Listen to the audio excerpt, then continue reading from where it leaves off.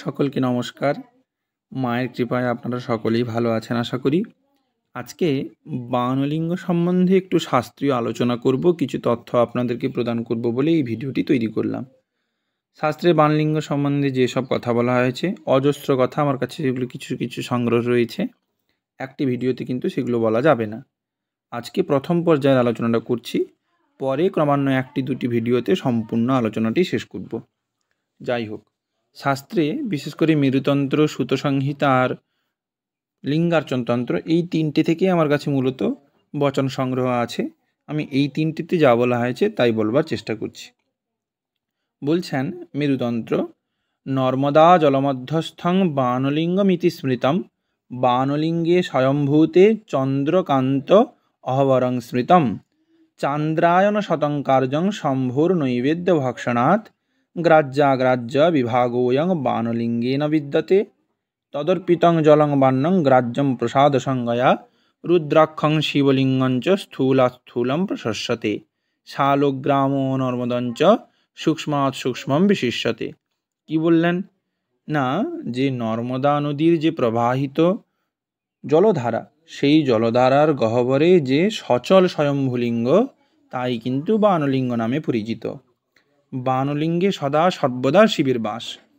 এবং আমরা একটি কথা জানি যে শিবলিঙ্গের প্রসাদ ভক্ষণ করা নিষেধ, করলে চান্দ্রায়ণ ইত্যাদি ব্রত পালন করতে হয়। কিন্তু শাস্ত্রকার বলেছেন যে বানলিঙ্গে কিন্তু গ্রাহ্যাগ্রাহ্য কোনো বিচার নেই, নির্বিচারে বানলিঙ্গে অর্পিত জল, অন্ন সব কিছুই ভক্ষণ করা যায়। শেষের কথাটি কিন্তু খুব গুরুত্বপূর্ণ। কি বললেন, আমরা সাধারণত এই কথাটি ভুল করে থাকি। আমরা সর্বদা ভাবি যে যত স্থূলমূর্তি হবে শিবলিঙ্গ ততই ভালো। কিন্তু শাস্ত্র কি বলছেন দেখুন, রুদ্রাক্ষং শিবলিঙ্গঞ্চ স্থূলাৎ স্থূলং প্রশস্যতে। রুদ্রাক্ষ এবং পার্থিব শিলাময় ইত্যাদি যে শিবলিঙ্গ, এগুলো কিন্তু যত স্থূল হয় ততই ভালো। কিন্তু শালগ্রাম নর্মদঞ্চ সূক্ষ্মাৎ সূক্ষ্মম বিশিষ্যতে, শালগ্রাম আর যে বানলিঙ্গ, এগুলি যতই সূক্ষ্ম হয় ততই কিন্তু ভালো। এখন তো বাজারে প্রচুরভাবে দেখা যায়, অনলাইনেও নাকি এখন বানলিঙ্গ বিক্রি হয় শুনেছি। কিন্তু সর্বদা মনে রাখবেন, যত স্থূল বানলিঙ্গ ততই কিন্তু অনুন্নত। সূক্ষ্ম বানলিঙ্গের কথাই শাস্ত্র বলেছেন, নাহলে বলতেন না যে শালগ্রাম ও নর্মদঞ্চ সূক্ষ্মাৎ সূক্ষ্মম বিশিষ্যতে। এখন এগুলো খুব রেয়ার, সৌভাগ্যক্রমে পাওয়া যায়। তবে যারা যারা পরম্পরাগতভাবে বহুদিন ধরে এগুলো প্রাপ্ত হয়েছেন, তারা কিছু কিছু সূক্ষ্ম মূর্তি পূজা করে থাকেন। আমার কাছেও এইভাবে কিছু কিছু সূক্ষ্ম মূর্তি রয়েছে, আমি নিত্য তাদের সেবা করি। আমার কাছেও রয়েছে কিছু কিছু। এবারে আবার মেরুতন্ত্র থেকে বানলিঙ্গের একটি মাহাত্ম্য বলছি।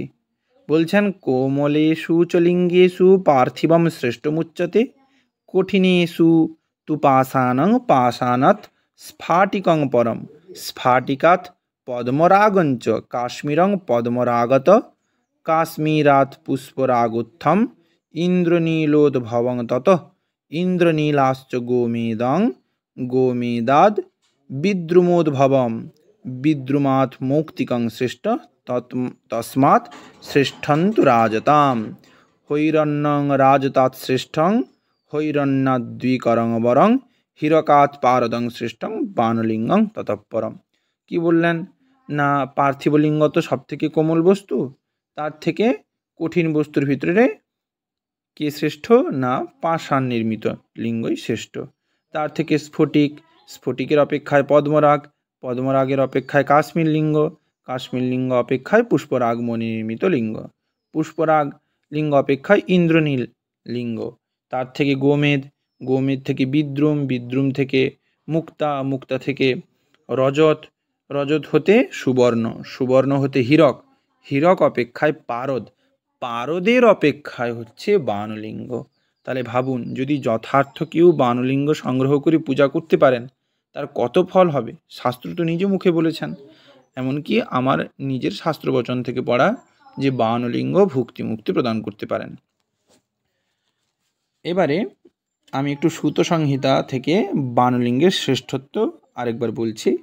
সংস্থাপ্য শ্রী বানলিঙ্গং রত্নকোটি গুণং ভাবেত, রসলিঙ্গ তত বান্যাত ফলং কোটি গুণং স্মৃতম। বলছেন যে 1 কোটি রত্নলিঙ্গ পূজায় যে ফল, একটি বাণলিঙ্গ পূজায় তাই ফল। একটি পারদলিঙ্গ পূজা করলে যে ফল, 1 কোটি বাণলিঙ্গ পূজা সদৃশ সেই ফল। কিন্তু আমাদের বিশিষ্ট যারা শাস্ত্রকার ছিলেন তারা বলেন যে বাণলিঙ্গ কিন্তু পারদ হতেও শ্রেষ্ঠ, সর্বশ্রেষ্ঠ বাণলিঙ্গ। কারণ বাণলিঙ্গ মহাযন্ত্র এমনটাও আমরা পাই। এবার আমি কিন্তু বাণলিঙ্গের উৎপত্তি সম্বন্ধে সূত সংহিতা থেকে একটু বলবার চেষ্টা করছি। প্রথমেই বলি যে প্রচুর বড় রয়েছে একটি উপাখ্যান সংস্কৃতে শ্লোক আকারে, সেগুলো আমার পক্ষে বলা সম্ভব নয়, তাই আমি একটু গল্প আকারেই বলছি। পূর্বকালে বানাসুর নামে একজন অসুর ছিলেন। তিনি খুব নিষ্ঠাপরায়ণ জিতেন্দ্রীয় শিবভক্ত ছিলেন। তিনি 100 বছর ধরে শাস্ত্র প্রতিপাদ্য শিবলিঙ্গ নির্মাণ করে প্রত্যহ পূজা করতেন। এইভাবে করতে করতে শিবের প্রসাদে তিনি শিব দর্শন পান। এবং যখন ভগবান বললেন তুমি কি চাও, তখন বানাসুর বললেন যে প্রভু, আমার তো খুব কষ্ট হয় প্রতিনিয়ত এইসব শাস্ত্র প্রতিপাদ্য শিবলিঙ্গ নিখুঁতভাবে গড়ে পূজা করতে। আপনি কৃপা করে আমার একটি উপকার করুন। আপনি আমাকে এমন কিছু লিঙ্গ প্রস্তুত করে দিন যেগুলো আমাকে গড়তে না হয়, নিখুঁত হয়, সেগুলো শাস্ত্রসম্মত। আমি সেগুলো পূজা করেই ফল লাভ করতে চাই। তখন শিব এই কথা শুনে কৈলাস গমন করে 14 কোটি লিঙ্গ নির্মাণ করেছিলেন। 14 কোটি। এই সমস্ত লিঙ্গ সিদ্ধ লিঙ্গ একেবারে। এগুলোতে প্রতিষ্ঠা করতে হয় না, সর্বদা শিবের বাস এতে। এই সমস্ত কিছু যখন বানাসুরকে প্রদান করলেন, তিনি নিত্য এগুলো পূজা করলেন। তারপরে ভাবলেন যে মনুষ্যগণের সুবিধার জন্য এগুলোর একটি সংরক্ষিত জায়গায় রাখা দরকার।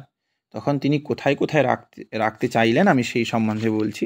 শাস্ত্র বলছেন, সূত সংহিতায় বলা হয়েছে, তিনি যে লিঙ্গগুলিকে স্থাপন করেছিলেন কোথায় কোথায়। লিঙ্গানাং কালিকাগর্তে সঞ্চিতাস্তু ত্রিকোটয়, শ্রীশৈলে কোটয়স্তিস্য কোটাঙ্কা কন্যকাশ্রমে, মহেশ্বরে চ কোটিস্তু কন্যা তীর্থে তু কোটিকা, মহেন্দ্রে চৈব নেপালে একৈকা কোটিরেব চ, বন্যার্চার্থং কৃতং লিঙ্গং বাণলিঙ্গঃ মতস্মৃতং, বাণো বা শিব ইত্যুক্ত তৎকৃতং বাণমুচ্যতে।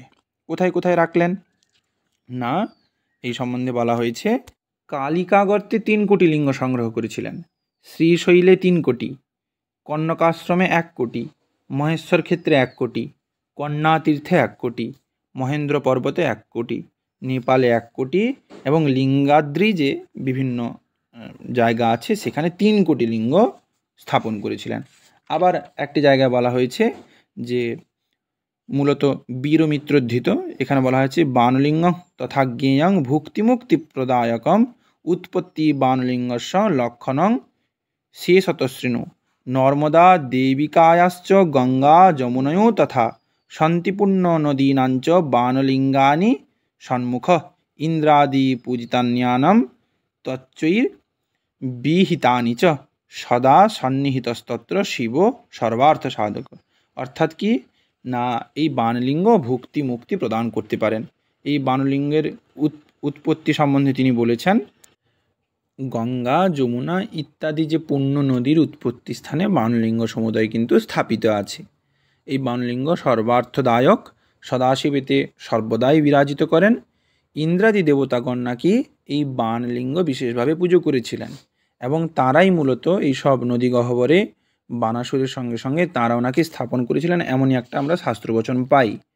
সেখানেই বলা হয়েছে যে যেহেতু ইন্দ্র বরুণ এরা সব পুজো করেছিলেন, সেই জন্য অনেকেই এগুলোকে ইন্দ্রলিঙ্গ বরুণ লিঙ্গ এইভাবেও চিহ্নিত করে থাকেন। আমি পরবর্তী ভিডিওতে প্রত্যেকটি চিহ্ন এবং শাস্ত্র প্রমাণসহ সেগুলি বলবার চেষ্টা করব। তাহলে মূলত বুঝতে পারছেন যে বাণলিঙ্গ ভুক্তি মুক্তি উভয়ই প্রদান করতে পারেন, কিন্তু যথার্থ বাণলিঙ্গ হওয়া দরকার। মেকি বাণলিঙ্গ হলে হবে না, যেগুলি বাজার থেকে পাওয়া যায় কিংবা অনলাইন থেকে পাওয়া যায় সেগুলো জোগাড় করে পুজো করলেও কিছু লাভ হবে না। খুব নিখুঁতভাবে পরীক্ষা করে চিহ্নযুক্তভাবে দেখে নিতে হবে। অনেকেই ইচ্ছা প্রকাশ করেন বাণলিঙ্গ সংগ্রহের, কিন্তু বর্তমান তো খুব রেয়ার এইসব বিষয়গুলি। সেই জন্য সকলকে বলবো শাস্ত্র প্রমাণ অনুসারে যদি কোথাও সূক্ষ্ম লিঙ্গ সংগ্রহ করতে পারেন তাহলে কিন্তু অব্যক্ত ফল পাবেন, খুব উপকার পাবেন। গতকাল একজন দাদার সঙ্গে কথা হচ্ছিল, তিনি নিজেই বলছিলেন যে বাণলিঙ্গ পূজা করে তার খুব আনন্দ হয়। তিনি আমাকেও বললেন যে আমি যখনই বাণলিঙ্গ পুজো করি তার কাছে স্থিত যে বাণলিঙ্গটি খুব মনে আনন্দ পান। তাহলেই ভাবুন, এই কথাগুলি তো মিথ্যা নয়, তার নিজের অনুভবের কথা। গতকালই তার সঙ্গে কথা হয়েছে। অতএব শাস্ত্রবাক্য কখনো মিথ্যা হয় না। যথার্থ বাণলিঙ্গ জোগাড় করে সংগ্রহ করে যদি পুজো করতে পারেন, অব্যক্ত ফল পাওয়া যায়। শাস্ত্রই তো বলছেন যে বাণলিঙ্গ হচ্ছে উন্নত যন্ত্র, সর্বযন্ত্রোত্তমোত্তম। বাণলিঙ্গে সমস্ত দেবতারই পূজা করা যায়। অর্থাৎ বাণলিঙ্গ থাকা মানে বাড়িতে সমস্ত দেবতাই থাকা এক প্রকার। সকলেই ভালো থাকুন, পরবর্তী ভিডিওগুলি দেখতে থাকুন, এ সম্বন্ধে আরও কিছু তথ্য পাবেন। জয় গুরু, জয় মা সকলকে। সকলেই ভালো থাকুন, সকলকে নমস্কার।